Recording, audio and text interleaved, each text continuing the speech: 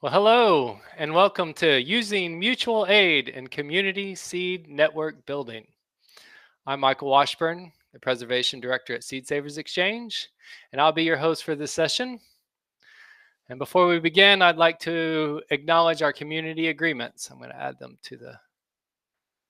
So we ask that all participants in growing together, sharing seeds, stories, and skills be respectful, be curious, be patient, speak from your own experiences, try to avoid jargon, be conscious of intent versus impact, and take space, make space, and take care of yourself.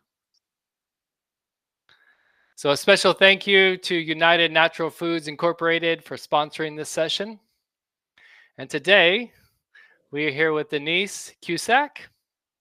Now, Denise is a clinical herbalist, certified aromatherapist, and a certified permaculture designer. She has a passion for sustainability, community building, plant conservation, mutual aid, seed saving, and collaborative environments. And since 2017, Denise has volunteered as the seed grant coordinator with Herbalists Without Borders and currently serves as their executive director, where she works to integrate herbalism, mutual aid, and regenerative practices into community outreach and serving the underserved. And she grows hundreds of varieties of medicinal herbs and at-risk medicinals at her home, otherwise known as Wholly Rooted Permaculture Farm, a United Plant Savers botanical sanctuary. Now today, Denise Cusack will be talking about how mutual aid systems can work in communities to provide accessible seeds, grow community, and redistribute resources to create gardens in any neighborhood. And this session will explore how one seed grant program created community-based mutual aid models that rely on collaborative networks, not just financial systems, to build local seed systems that help introduce uncommon, culturally relevant seeds important to reclaiming foods and medicine. Denise, thank you so much for being here. Yeah, thanks for having me. I'm really excited to be here. A lot of what I do is, with growing all of my life and all of these years, really kind of ties into a lot of what Seed Savers does, and I'm really excited to be a part of this. So for us, for Herbalists Without Borders, one of our kind of core tenet is, think global, act local. And a lot of that is how we look at programmatic work and creating everything. They already gave me a great introduction, but I just wanted to share a little bit about how with Herbalists Without Borders, I do the seed grants and I also do the US donation distribution coordination. And that's important only because they actually tie in together for us to get supplies to communities that don't otherwise have access, and so that we can increase a more equitable supply systems and supply chains to get supplies to everyone more equally so that people can have free clinics, community outreach, education events, things like that. And Herbalists Without Borders, we sound big, everybody thinks we're large, but we're really more of a grassroots community organizing 501c3 nonprofit.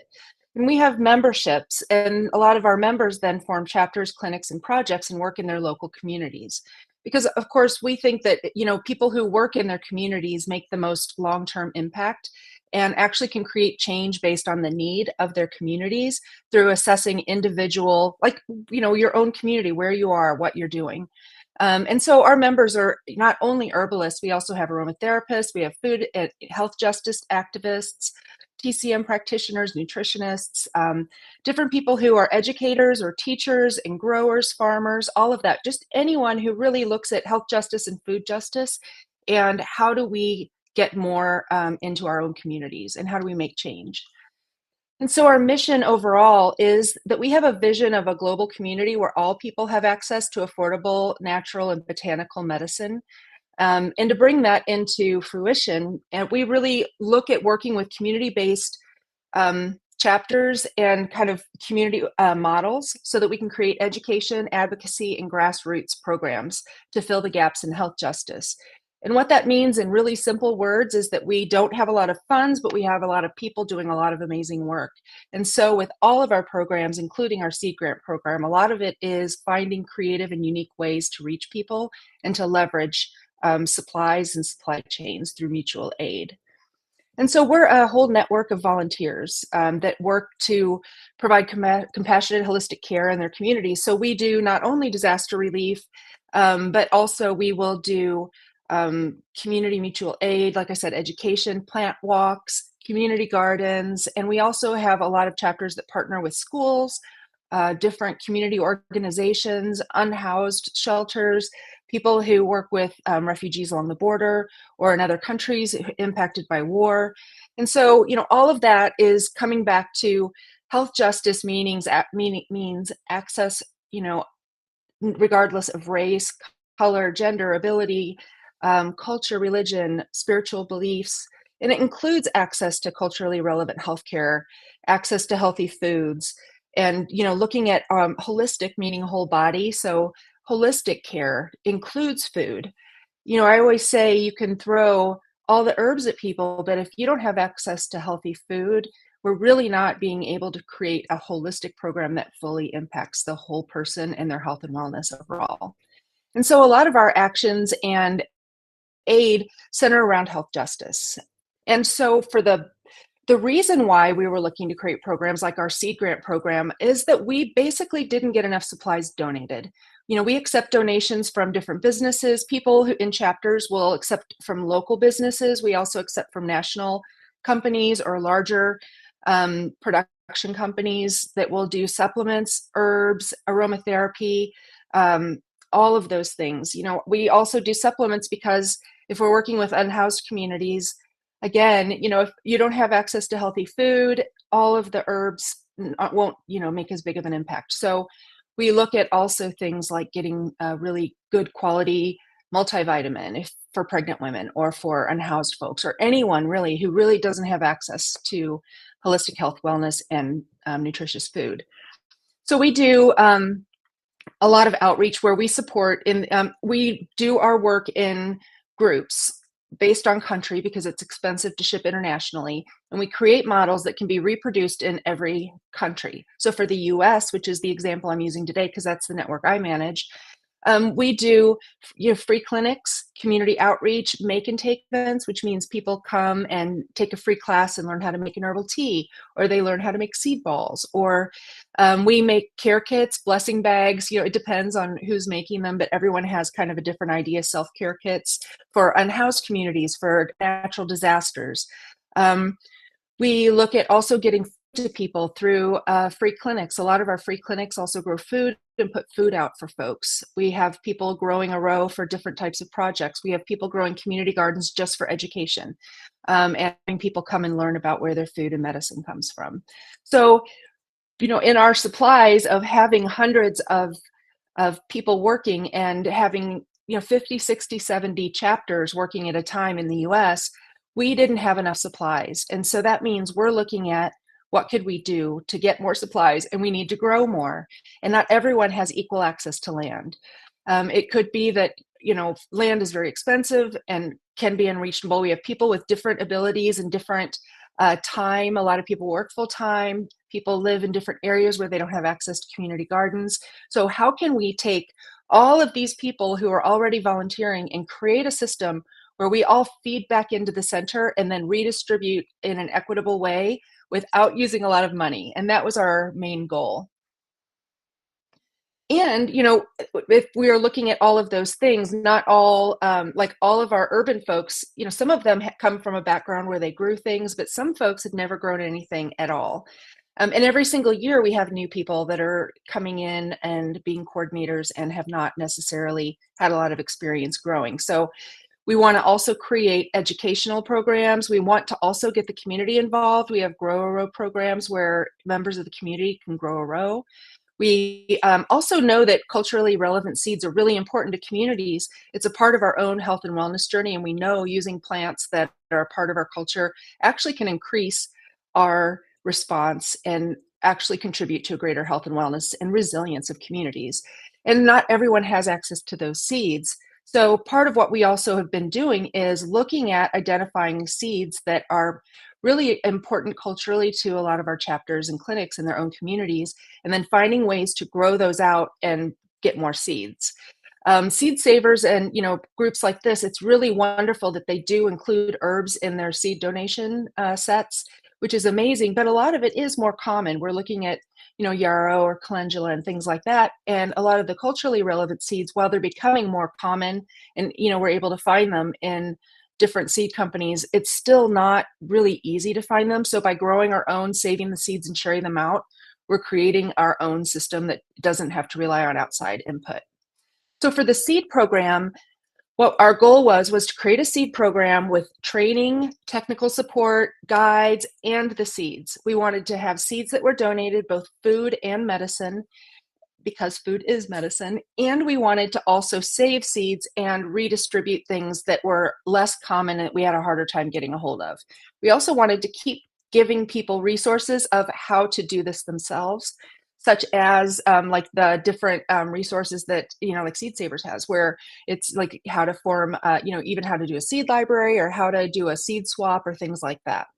So that was our goal. And our goals also included being able to expand yearly, growing more seeds every year, and then including more training and education as people go, so that the people who started out, we try to match seeds with not only the zone that groups are in, but we also try to match seeds with the skill level. And a lot of people in the beginning don't necessarily have the ability to start seeds. They don't have the big grow kits and grow lights. All of those things can be expensive and they need a lot of space.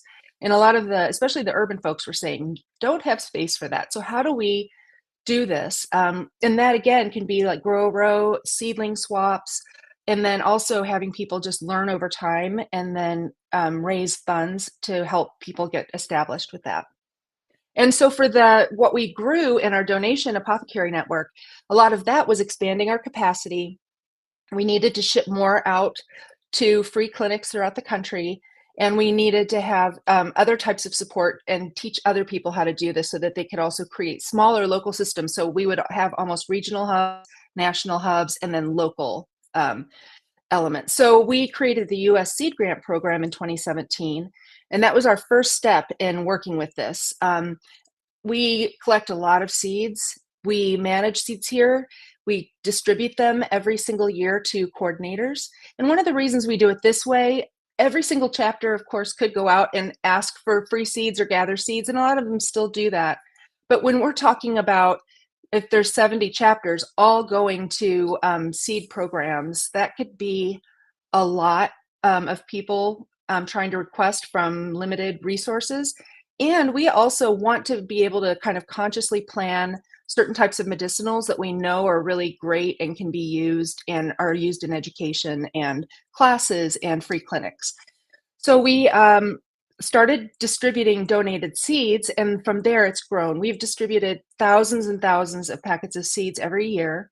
We have native plants and medicinals as well. We look at plant conservation as a part of that to save some of our endangered medicinals that are really important to us that we know need to be planted and developed and tended so that we don't lose them. We also work on getting seeds within each of our communities. We don't just take our seeds and hoard them. Although I like seed hoarders. I think we are all that if we're here. But we work to redistribute them in a way to our communities. One example is the bottom left where you see the table there. We did an event at a local food pantry where we were distributing seeds. And we also discovered that a lot of people wanted to grow like on their deck, but didn't have supplies. So we also would just community source, which is a crowdsource, pots, soil, and things like that so people could grow on their deck. We did salsa pots in one group, and it was just amazing. Everybody loved it. And all the kids, really loved being able to plant things and take care of their plants on their decks, all of that. We also work to kind of share to people how they could recreate seed models in their own communities. So part of that is also planning and supporting gardens in many different ways through technical support. And that technical support might mean that that I help them design it. People will come to me and say, hey, what seeds can I grow with this amount of space? What can, gets the most bang for the buck? What needs the least amount of attention? Often that's, people in cities are like, what do I not have to, fiddle with every day if I go only on the weekends? And, they want to know, well, how do I redistribute this? How do I get other people to grow a row? How do we manage and make sure people can identify the plants and share the plants and things like that? And we do that also through e-guides and other educational materials. And that also feeds into that donation distribution network, which we kind of oriented around the seed grant so that we also are growing plants here at my farm for Herbalists Without Borders that then get donated into the system so that we continue to have access to, especially really common, used quite often plants, like you see the calendula here, and also a lot of things that people want to use for education or that we don't get donated again. We also do a lot of education. In the bottom left, you can see we have canning jars with the plant, and often people will like to have dried herbs or even in foods. Also, we've done things like that where we have different types of foods out, we have different types of herbs out, we have teas out on the table for people to taste. People can smell in the jars and see what the plant looks like, see what it smells like, see what it tastes like. So all of these things really feed back into creating community. So at my garden here, I grow over 200 varieties of herbs and food, and I grow and save seeds that are culturally relevant or hard to find. People also will ask on request, and I'll go and hunt some down and grow them. Huacate, and I'm sure I'm saying that wrong. Papicha is what we've been growing. We've been doing more Asian herbs. Yahutli we're doing also then, Radhuni.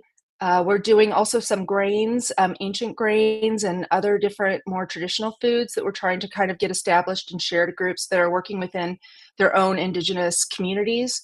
We're also looking to scale out big enough so people can grow in larger farms and feed more people in their own communities.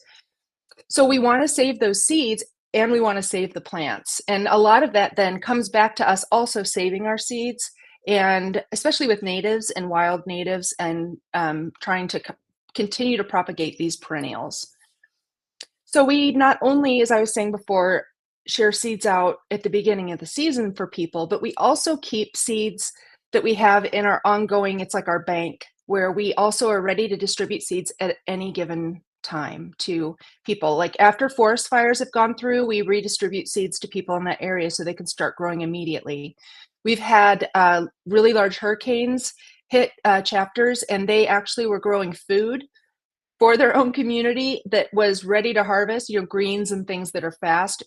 That was harvested before the Red Cross and had even made it into their community. So some of that, we have to also talk about like polluted water, and they were planting on higher ground and in areas like that. But what we want is to not only create community models, but also then be able to respond to disaster. We also distribute seeds upon request, if we're able to, when there are places that are more isolated, if it's legal for us to share seeds to them. So, Puerto Rico or Dominica, things like that we've done.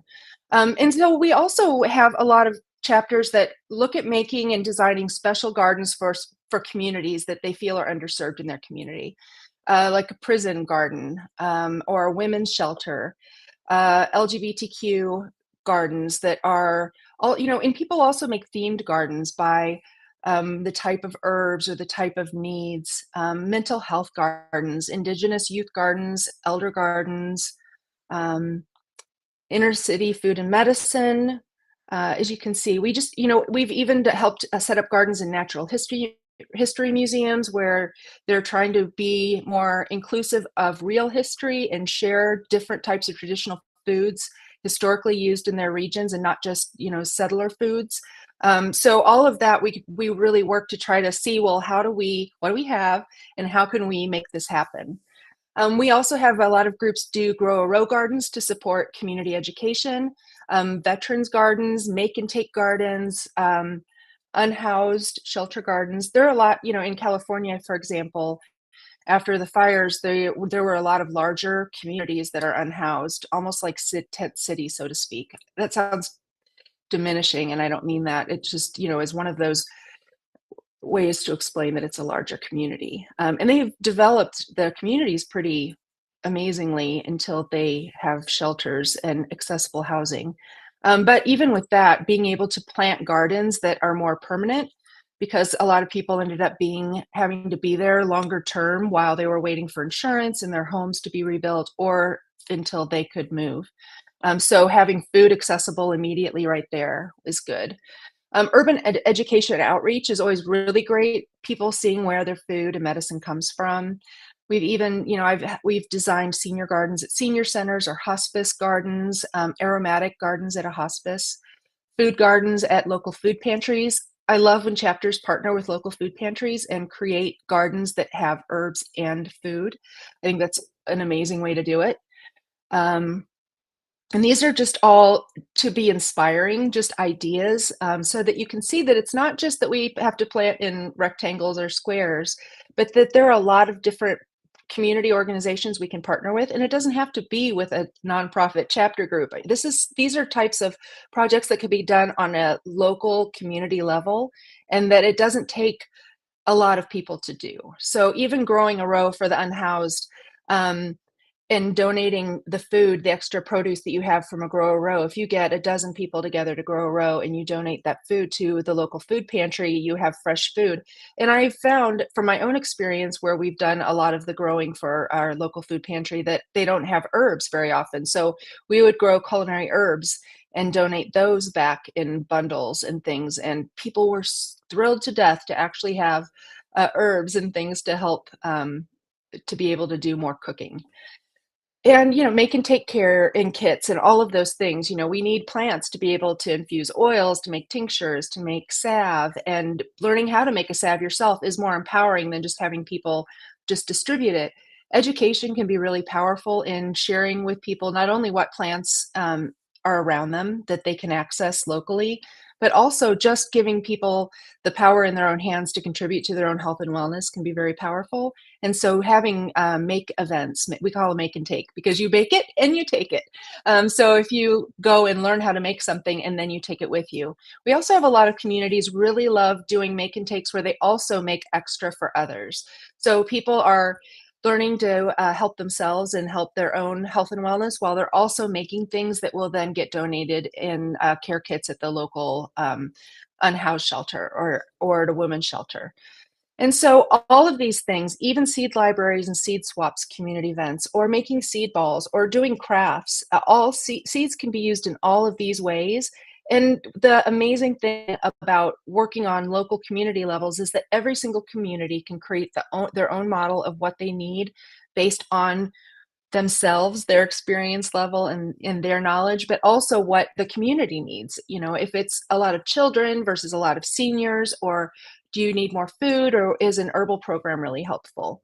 And so being able to kind of assess and think about how to identify what your own community needs and what, maybe what is in your wheelhouse, that really can help you determine what's the best way to work. And so all of these things, again, are ideas, and none of them cost a lot of money. They cost for us, it was mostly seeds. And, we look at how do we work to create this US model, and then can we recreate it in an international scale? And so these are pictures of just some of the different gardens that we've had. And you can see like the top left one is at a retail store in Massachusetts, and they did a community plot on the side, and they have events. People come and learn how to grow, and the kids get involved, and they learn how to harvest. They learn about the plants, and then they have a mutual aid shelf in their shop where people can come and take what they need. And they also then have classes or different events to help share, to tell people how to use them. There are different communities that, community gardens that are more traditional. And then some folks actually get space donated on a farm where they can do more elaborate or larger spaces, which is amazing. And, bringing community together to help, whether it's starting seeds or planting, or even just learning what these plants are, can be really fun. And it gets, especially a lot of kids, it gets them out and kind of seeing where everything comes from.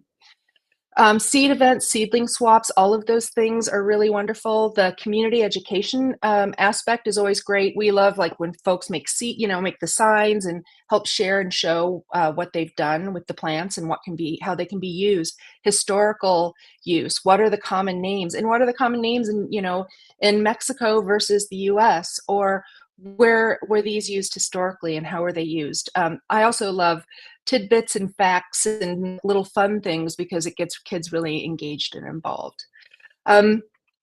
All of these, the thing that they all have in common, whether they're in Florida or Pennsylvania or Virginia or California or Wisconsin, is that it's all local, small scale, community based. And this, which is my space, which is just growing herbs to kind of donate back into the system. And we make a lot of different products from this. As you can see, we make all types of herbal teas, individual herbs, things for infusions. We infuse oils and make salve. These are pain lotions in the bottom left, the tea in there, flower essences. So we literally make thousands and thousands of products just from donated herbs every year. And again, it's just all about collaboration and mutual aid, because while people think that we're large, we are not. And all of us individually, I know nobody has, thousands of dollars to do a program like this.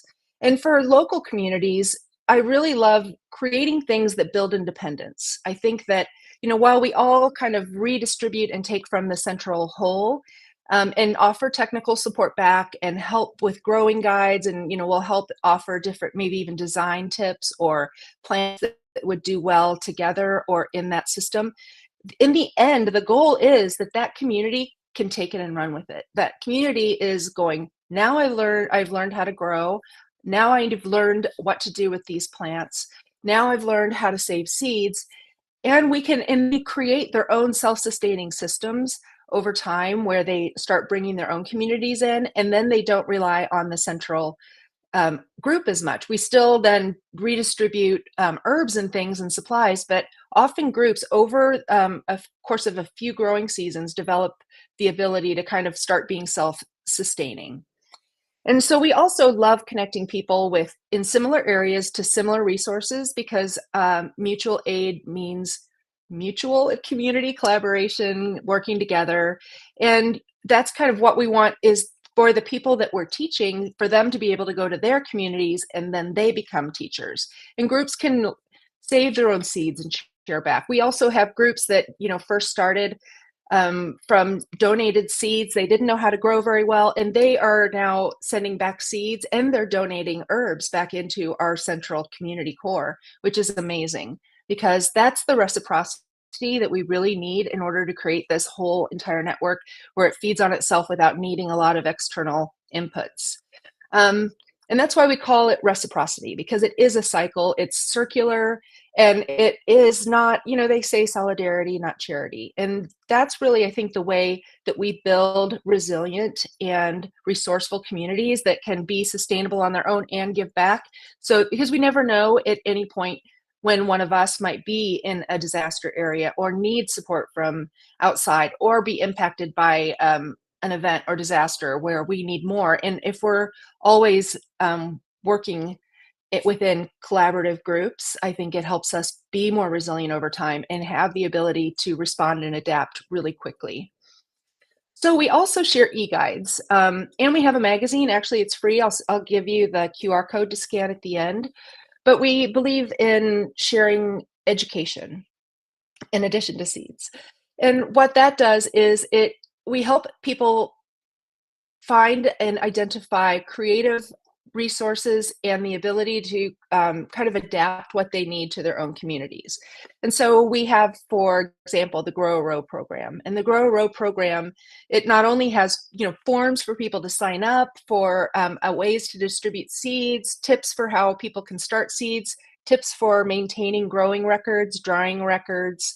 A lot of these groups, the Grow a Row program for chapters, they will often have people who already have small herbal businesses who are growers do a full Grow a Row program to help them get more quantity. And so a lot of them may have some experience, but we have the way for them to be able to track it and identify it and guarantee the source and the quality and all of that. So all the forms are in there. It's ready to go for people. And we even create things like sample flyers, community event, social media graphics and things so that people can just kind of take it and run with it. And it should be that it is plug and play to any community. You can change, different times, dates, what you need, but a lot of what we're all trying to do is the same. And again, with mutual aid, it's about not reinventing the wheel over and over and over again. This is to help consolidate our energies and streamline what we're doing and give people the ability to spend their time serving the communities they want to serve, the communities that need their work, and not just spending all of their time doing the paperwork type of thing and designing flyers. So we all have things like how to grow herbs, and it tells people like germination, how many days to germinate, how long until date of first harvest, how is it traditionally used, is it usually used in teas, or can you tincture it, is it used fresh, is it used dried, and all of that information, and really easy to go. So it's like a cheat sheet of really quick where people can distribute those as well to community for people who want to grow. We also have like the children's garden e-guide, and that actually focuses also on plants that are safe for kids, because that's often what people will write and ask me. We want kids to be able to access this garden too. Is everything safe? And that way we can say these are all those plants that are easy to grow, easy to take care of, and also are safe. And for pets, a lot of people also want to make sure the plants are safe for their pets. And, also in like starting a nourishing community garden, we also go into some of the legalities for people to look into when they're looking at starting a community garden, and contracts and agreements with the community and things like that. So it's really so that we can all just take it and run with it. So what a lot of people always ask is about cost. Well, that sounds like a lot of money. And honestly, we really rely on the donation of seeds from really generous seed companies who are donating. But honestly, the program in distributing seeds out to almost the entire country, I would guess it's less than $150 a year. And we distribute thousands of seeds. And that might sound crazy, but it's not. It is actually true. And, some of it is donated. Like I have a cold space downstairs that was a storm shelter that is converted into a cold room, so I can store them there. We don't have to pay rent or anything for where our seeds are. But we're looking at really about how do we ship them, and everyone will help pay for their own shipping. We have a pay it forward plan so that people who can afford to pay for shipping to get the seeds, they will. The people who can't afford to pay to have the seeds shipped can get seeds anyway because somebody else has paid it forward. We also will get things like label makers will be donated, or label sheets from our Amazon wish list. But often what we are using is basically envelopes, shipping labels, and shipping envelopes. So a lot of that really works well. And even just for when we harvest and process seeds, a lot of what all of us use, we're not big grower supplier network, so we're only using screens. I actually have one of those little soil screen systems that is like the Japanese soil screens. It's amazing, but it's literally only 8 inches around, and it has different sizes of screens. And I process a lot of seeds through just that, and then winnowing outside on my front sidewalk, which is why I have all kinds of herbs growing along my sidewalk. And then, we will purchase, like I was saying, we purchase like the screen set. We'll get desiccant maybe if there are certain seeds that you want to make sure. But you can also use little bags of rice in there as well for desiccant to make sure that there's no excess moisture. And shipping. And a lot of people will say, hey, I paid an extra $10 to help somebody else, or grab some tape. So for management, we keep it pretty simple. We have a Google form. It's a free thing, and people can request seeds from the seed grant program. They say what their program is, like what community they're serving, and I know what zone they're in and where they're located, match seeds to their program as well. Like some folks will say specifically what they need. We already are growing all these things. We need these things. Do you have them? Some people will say, we're setting up a garden at a local historical society for children that's supposed to reflect, Indigenous and African-American seeds from the 1800s. What do you have? And, and they'll ask and say, this is what we want.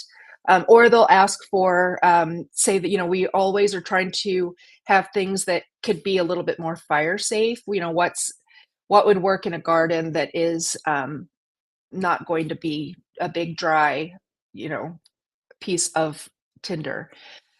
And, all that kind of comes through, and we look at it, we match it up, and we ship from, generally, it says March, April, but sometimes it's like, late January too, because native plants, of course, need a little bit more time.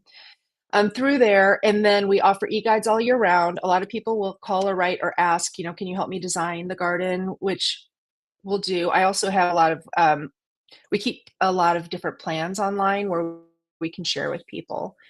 And, putting it all together from there, it's really about empower people to save their own seeds, maintain extra seeds on hand so that we have them for disasters, expand regional medicinal natives so that we also can include more, like that's one area. I'm in Wisconsin myself, so I can't grow certain types of plants here and save the seeds. So who else can do that in our network?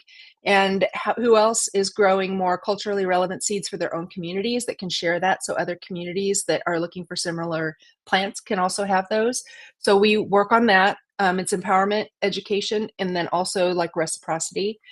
We also want to teach more people how to start seeds and raise fund for equipment for seed starting or for harvesting or small greenhouses or even pop-up small-scale greenhouses, even seed cleaning equipment. Some folks had a plan and raised funds for that, or just even hosting seasonal Q&A sessions where people can come in and ask questions, find out more, and be a part of it.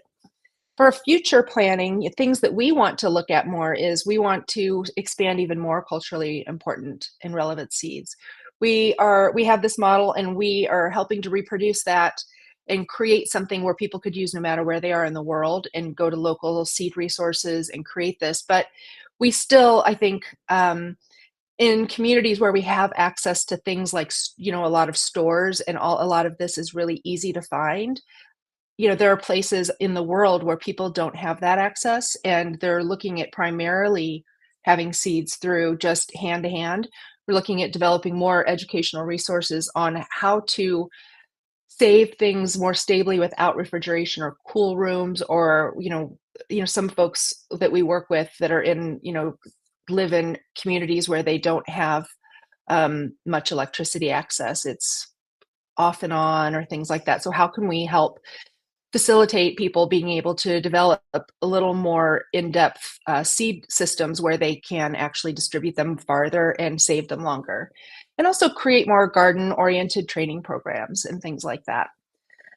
So for me, the building community is about the people, not just the funding. And I focused on that a little bit today, just because people always say, how do I find the money to do this? And, we really have focused on doing this without money, because we are a small organization, and it does take people, but it doesn't take all the people. I've been able to distribute thousands of seeds primarily by myself here. I also will have volunteers come and help. But, a lot of it is also like, where's that education? Where's the training? Where's this knowledge sharing? Where's the technical assistance? Where are we all contributing back into the whole with our knowledge and experience, so that we actually have, I think knowledge is more valuable than funds in that arena, because when we're growing plants and we're giving back to our community, that knowledge actually goes a lot farther than $1. So to find out more about Herbalists Without Borders, you can visit us at hwbglobal.org. But also, we have a free magazine that is Without Borders, and you can read it on Flipgrid if you scan the code. But we do include a lot of articles on how to save seeds, how to grow certain plants, recipes of how to use them, how to create community models, how to do grow a row, and things like that. So if you're interested in finding out more, it's all available and it's all free.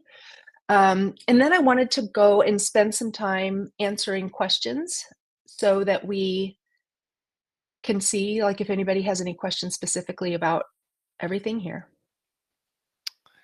Well, that was great, Denise. Thank you for that. That was wow. It's I have a few questions myself, but just so impressed on how this is all done on such low money. People always think this is such a big endeavor to take on, and how do Hmm. we get the resources? So I just really appreciate you kind of demonstrating how that this can be done without those resources. And so that brings me to Yeah. one of my questions. Um, Janine asked, is all of this done with volunteer labor? Yes. Even my teenagers, I wrangle my teens. They help harvest seeds and things. So yes, it's 100% volunteer. All the coordinators are volunteers. The seed program is volunteers, and the U.S. Donation Distribution Network is all volunteer. That's amazing. That's amazing. Now, Spencer's asking, how do you distribute during a disaster? What does that look like? Yeah, and that's a really good question. What I like is if people are building community models before disasters. As we all know, we look at the news, and when something happens, we're all like, oh, go there now. But sometimes that's a little late. It makes it a little hard. If we build community in some way, even if it's just a community garden, then when disasters happen, you already have other people that are helping you out. You have a network. And I really think it ends up being more efficient and doesn't put all the burden on just the one person. But what I like to do is when I see something is happening, I will reach out to coordinators or members in that area and check in. Hey, how are you doing? Are you okay? What's going on? Usually people need a few weeks. In the first few weeks are people responding, like doing care kits or helping people with emotional support or other things like that, and actual herbal support and products. And then after a few weeks, then they're like, okay, we need to start growing. And that's when we look at identifying, well, what seeds do we have, what works in your zone, and what is the best. We don't obviously want anything that is not going to be beneficial to the environment and landscape. And so some of it might be natives, depending on what happened and where it's at. And some of it might be that people are trying to grow food. I know with Puerto Rico and, also the whole Gulf hurricanes that we've had, often people want to grow food right away and have fresh food access. So we would look at, well, what can grow really fast? Radishes, greens, some herbs. You can do even microgreens. People can grow microgreens and sprout even. So I've even done like lettuce and things into like blends and bags where then people can immediately start sprouting. But there are so many ways to look at like what you have and then see like what is the best fit. Often also, in the South, it's really, really hot. In the summer, they're not growing certain types of plants. So we look at, well, what will be the best first thing based on what the climate is right now. If we're doing something that's in a special area or has special laws about seeds, I even will reach out and work with the government if I need to, or whoever. Like we have territories in the US, and there are different rules on seeds, so I will communicate with them and figure out what we need to do. But with the types of seeds like getting donated, like from Seed Savers, everything's packed, it's all labeled, and then it just goes, we're not sending my home seeds usually, just to help them feel that they're safe and not redistributing seeds that might have bad plants in them, or weed seeds or invasives. So it works really well. But I would say for communities, what also works really well is to, all these seed libraries and seed bank ideas and things like that. Some of it is important for you to save seeds for next year, but it's also good to save seeds for when something happens. That's great. That's great. And that's what's amazing about it is that, hey, I'd like to do this.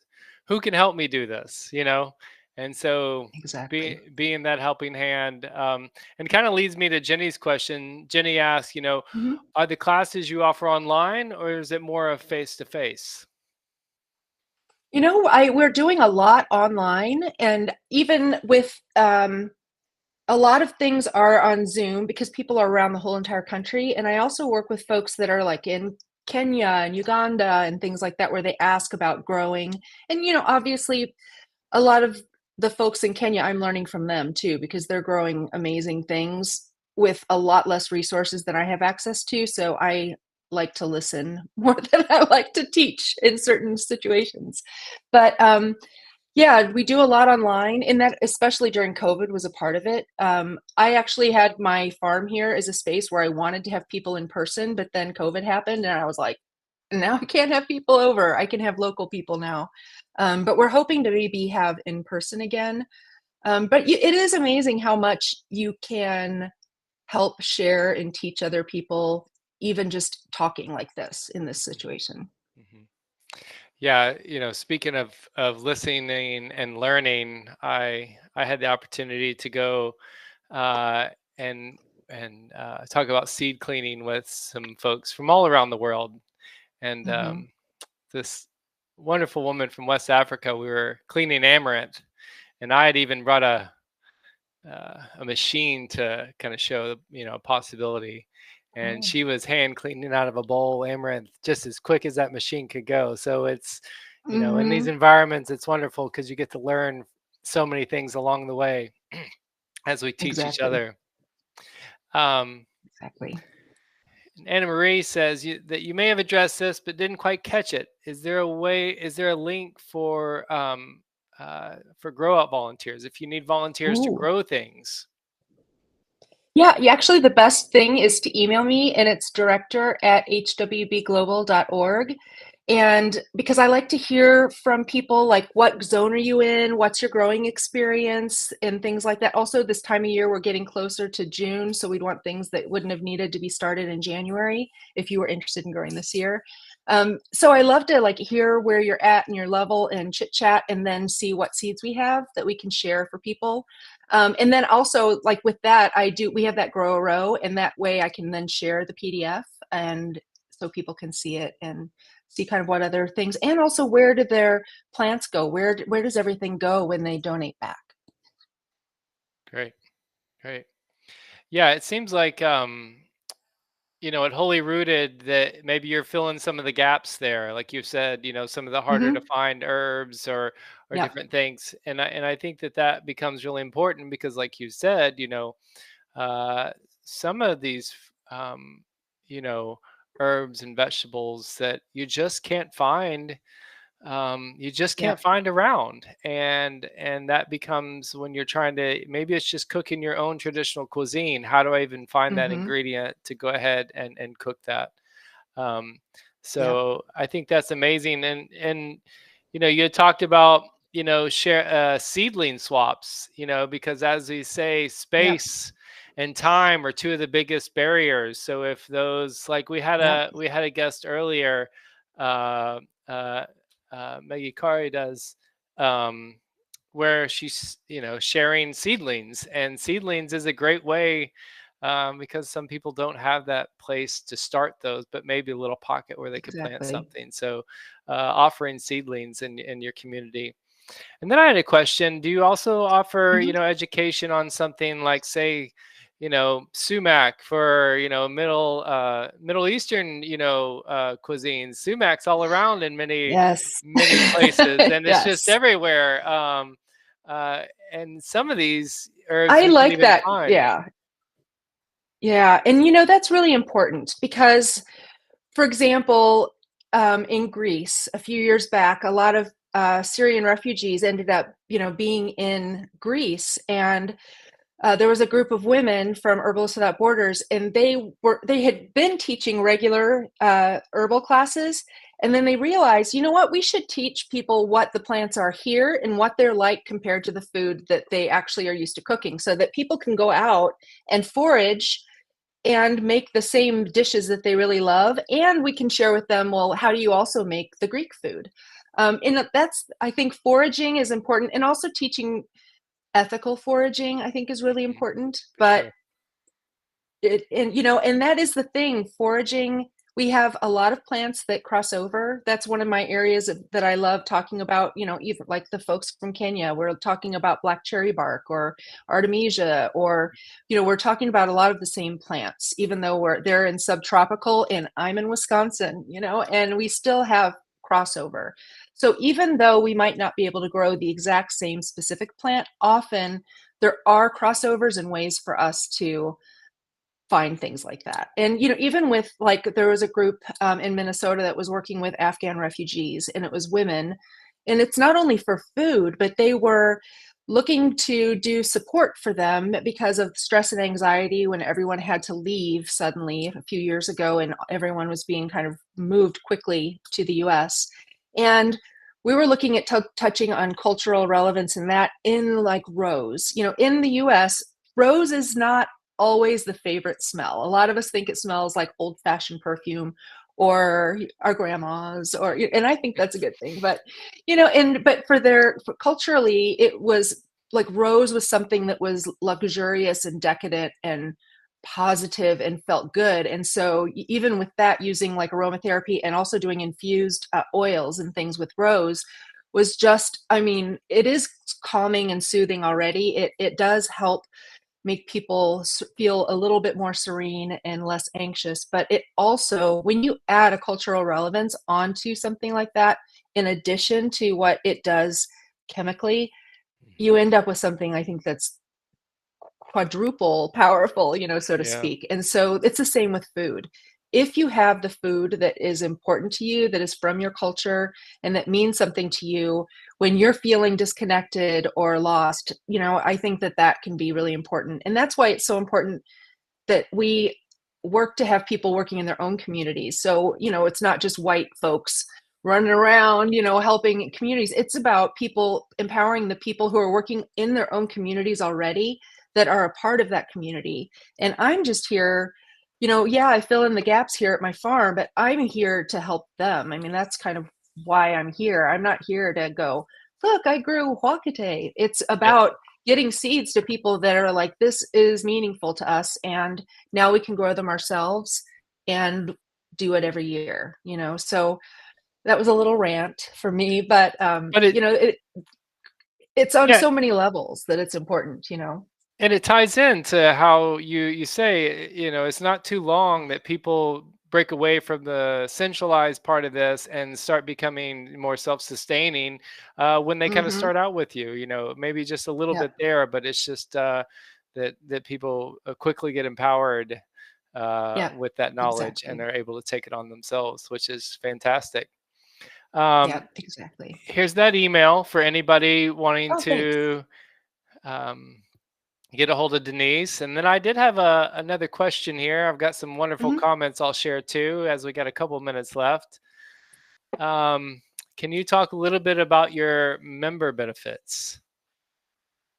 Yeah, a lot of so people join as members, which supports our work in general, but then some people want to form chapters, clinics, or projects. And what that means is that they work under our 501(c)(3) umbrella and can create community models, and then they can get support and access like the US donation network or seed grants and things. General members can as well.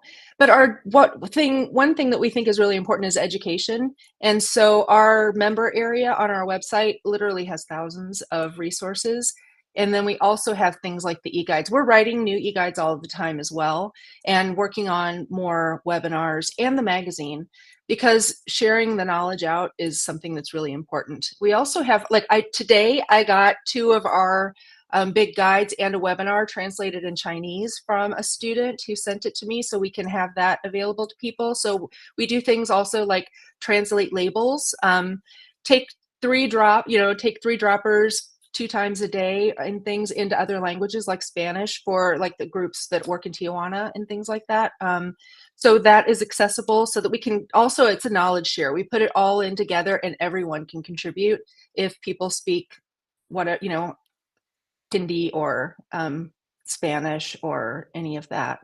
And it's also being a part of a network. So for us, member benefit is that we're from all over the world. We're working together, we're communicating, we're knowledge sharing, and we're able to say, this worked for me. Hey, did it work for anybody else? And vice versa. So to me, that what's in the member portal is so many resources that it's like a library, a vast library, but also just the people are really important. And that is a big part of, I think if you see what other people have done, it helps save us a lot of time in building community too, so that we can go, what worked for you or what didn't work for you? And then we can do it. And again, it's so that we save energy on spinning our wheels and doing all of the stuff so we have more time to do the things that are important to us. That streamlining you were talking about earlier. Yeah, Yeah. exactly. couple good comments. Such awesome work. Thanking you from Sydney. I've got I had a good one here. Ponka says, "Wow, no excuse for not starting." So yes, those little resources, we can get started on things. So, Denise, this was People this. think they have to do everything. I'm sorry. People think they have to Yep. start big and do everything. You don't. You can start with one single thing. Just start with one thing. During COVID, a lot of people started a little free library of seeds or something, or like grow a row for the food pantry. Any of that. It's like one single thing, but then you can build it up slowly over time and really be able to and get other people involved and all of that. So you don't have to be overwhelmed. Yeah, I think a lot of us, a lot of people started those little things during COVID, and so many of those have Yep, grown out and then empowered people along the way. exactly. So it's fantastic. Well, Denise, I can't thank you enough for your time and your expertise and just showing us a pathway to and kind of back to the beginning where you can throw all the herbs you want at somebody, but we need healthy food, Yep, housing to have the holistic health that we're really looking for. So I appreciate this exactly. wonderful presentation. Thank you, Denise. Yeah, thanks. And thanks to our audience. Big thanks to United Natural Foods Incorporated for sponsoring this presentation. And then up next, we have, looks like we are going to From Seeds to Sim, growing a school garden community with Megan Hess and students. So looks like that's starting at 4 o'clock for us. So everybody stay tuned. Again, Denise, thank you so much. Mhm. And folks, enjoy the rest of the day. Take care. Thanks, everybody.